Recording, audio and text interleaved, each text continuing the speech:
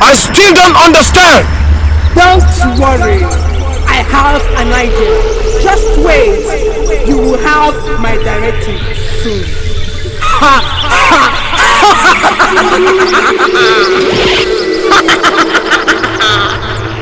Thank you, great master. Thank you, great master. To begin with, I'm a year 3 student with the Theatre Arts Department. I met you precisely on Friday last week outside the school close to the main gate. I think I'm catching up gradually. I'm trying to picture that meeting gradually. You stopped by, gave me a pamphlet with a headline, The True Blind Lover. You asked me if I was born again. I answered yes. But you seem not to agree with me because you said I didn't look it. Actually, people have complained about my dressing, but I don't give a damn. I like looking good. I love the way I look. But the way you spoke to me, you were so peaceful and lovely, though your points were so sharp and more confronting. I also studied the pamphlet and I decided to meet you to be clarified of something. I think now I'm recalling better. And I have to confess that today you look much better. I knew I was coming to meet your type, but that doesn't mean I have changed. I think now I've recalled everything. Then you are the same vocal girl and honest. Trust me, I like that about you. Thank you. Now, to go straight to the point, I like to look good also. But there is an extent to which you begin to wonder whether a dressing is still good. I like to know that. You see, without quoting the Bible, there are two basic things that should be noted about any dress. We basically dress to cover our nakedness, and also we dress to send a message that I am rich, I'm poor, I'm a boy, I'm a girl, I'm a soldier, I'm a police, I'm a nurse, I'm a student of this school, a student of that school. Also, to send a message which we call a sexual message. As Christians, we basically dress to cover our nakedness and to look good. See, according to St. Paul in 1 Timothy chapter 2 verse 9, we should dress to that extent that is called modest. That means we should dress modestly. By the way, nakedness can be defined as being without clothes or exposing a sensitive part of the body. It is okay for one to dress up to be identified as a police, as a nurse, as a student. But it is completely wrong for someone to dress in a manner to arouse sexual lust on sight. Maybe you have heard somebody say to another, "You look sexy in that attire." You smile like someone have said that to you before. Many times. You have to forgive me because I believe that some dressing are spiritually unhealthy because of the damage and the destruction they cause to life and souls, even the entire society. But sir, I thought it's only weak believers that can fall for a male sight of an exposed sensitive part of the body. You're wrong. It is only the spirit of a man that is converted and is transformed at repentance. The flesh still responds to the environment like before. You see, that's why the Bible said that the spirit and the flesh are in a constant battle. But by the time you parade nudity around, you are weakening the spirit and equipping the flesh, energizing the flesh to defeat the spirit in the fight. And I don't think that's a job any good believer would want to do. Of course not, sir. Can I ask one more question? Let's go ahead. Why can't someone who calls himself a true believer look the other way at the sight of what he doesn't like to see and save himself from a spiritual stress? You say, my sister, in as much as that is what is expected of any good believer, to look the other way at the sight of what he doesn't want to see, yet is a very weak solution. Because by the time the eye is removed, the image has been copied. And that alone is enough to destroy many people.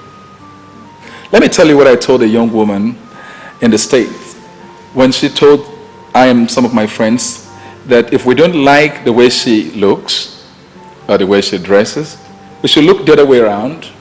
We should gaze on the space anytime she comes around. Then I said to her, by then we would have seen what we don't want to see, to know we don't want to see it. I then proffered a solution. I told her to go and try to put on a bell on her neck or somewhere around her waist, so that by the time we hear the bell ring, we would know that something we don't want to see is coming around, and then we'll gaze on the sky. But you know she can't do that. Yeah, I know. That's why it pains me that an aspect of justice is being ignored. I don't understand. You see, rape is considered a serious offense in many, if not all, the countries. But nobody seems to be looking at the part of psychological rape that is happening every day. Can you imagine somebody will dress up in the morning to go to work with a clear mind, but by the time he returns from work, he will go down to weep and cry because of what he's been made to do to himself in his mind. The Bible says that when you look at a woman lustfully, you've actually had sex with her. But it is happening every day against many people's will. Somebody needs to address that aspect. Again, it bothers me seriously today about women, because I've discovered that women have been turned into entertainment materials, especially in the entertainment industry. Look at your music. Most of the time you will see the men dress up well on suit and tie, corporate, as they do their music. But look around and see the lady dancing next to him, nude, naked. It's unfair. In those days when a woman dresses up and her skirt is above the knee, people will scream, "This is a short skirt. This is wrong." Good mothers will say, "This is unfair." But now it has become so comfortable. The skirt has gone up above the knee today to what is called mini skirt. As if that's not enough, it has come to what is called micro mini. And then to pantia mini. Listen to me. The next step is what is going to be known as finish mini. That's why believers have to come to a stand, to take a stand as to where we call the limit, what we call modest. If not, we are coming to a society which is going to be referred to as the nude society.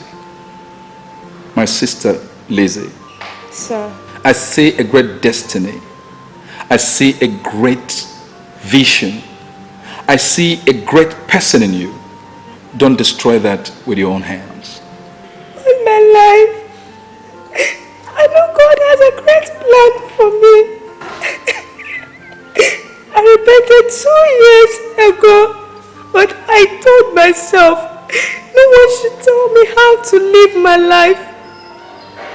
To be honest, somehow I'm living a wrong Christian life. I just keep fighting the truth. Please, sir, can I attend the Bible study that told me about? I need to learn more. Of course.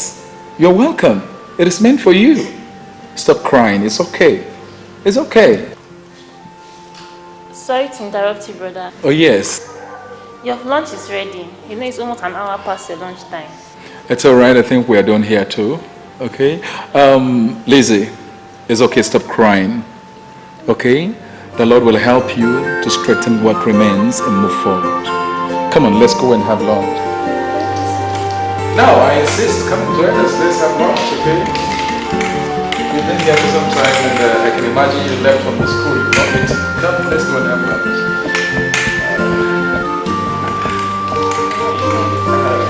I'm okay. I'm used to it.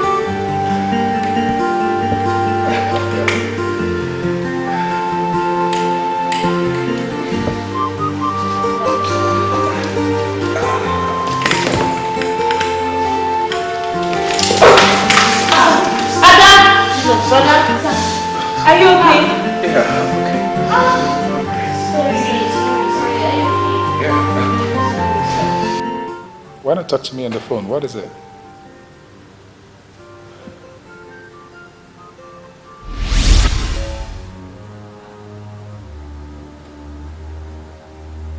Please, can I ask to know why?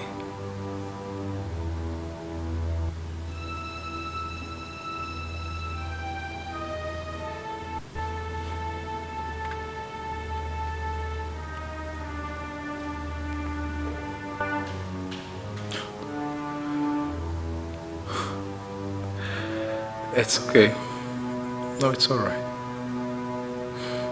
I wish you all the best and I pray that the Lord grant you a successful meeting.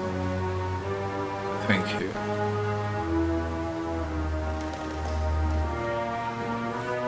But are you okay? Brother?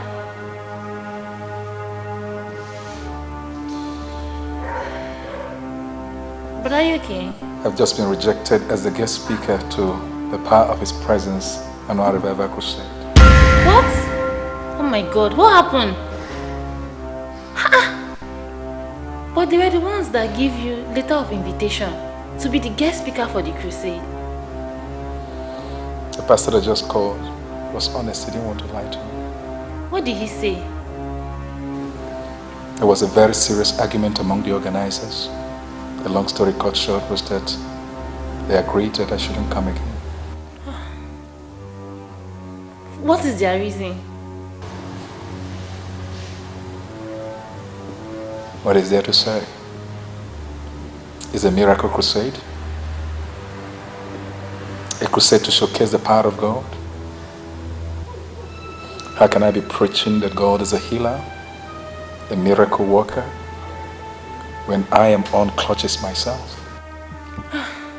It doesn't make sense to me.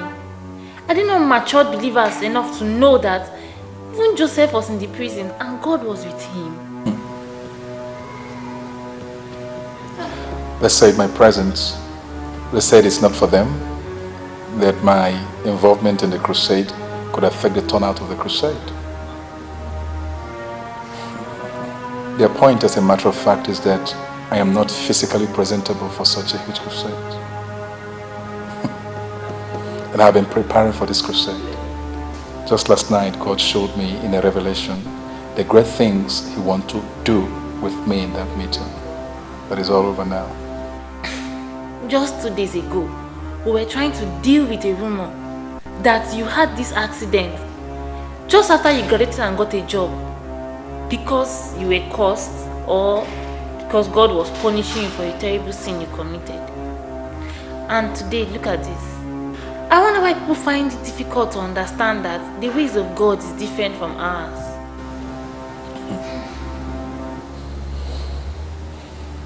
Well,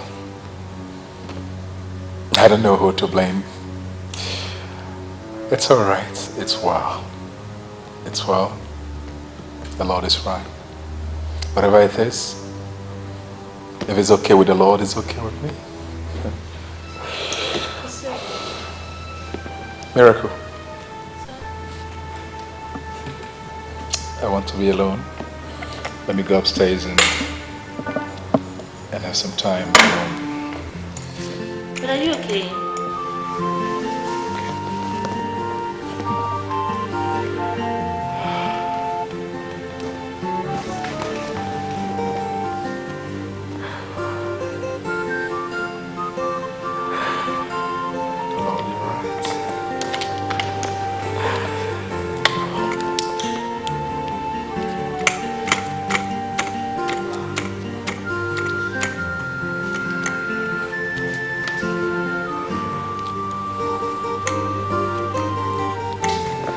It's all right. It's okay.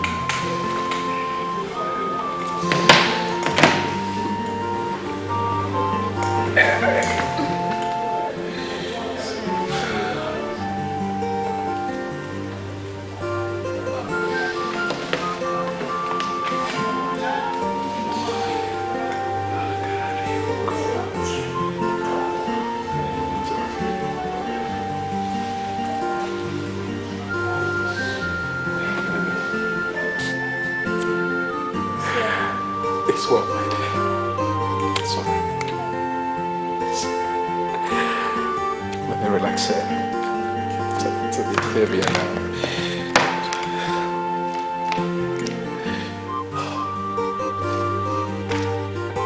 I can go upstairs.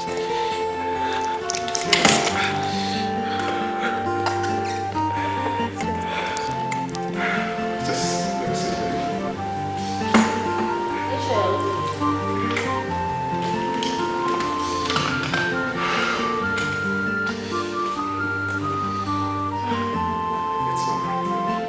Let's go upstairs and get my hymn book for you.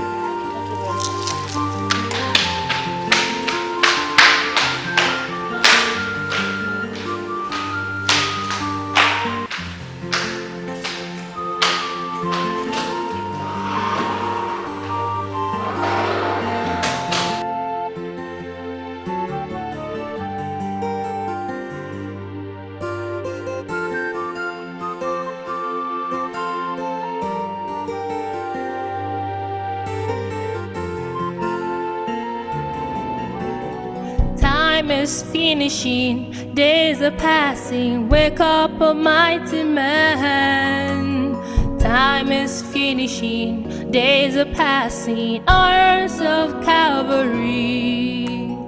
Time is finishing, days are passing. Wake up, you mighty man.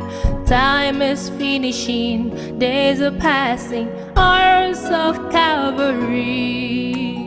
Time is finishing, days are passing. Where are the mighty men? Time is finishing, days are passing. Hours of Calvary. You may have been knocked out once, you may have fallen down once. It's time to let it go. You may have been knocked out once, you may have fallen down once. It's time to let it go.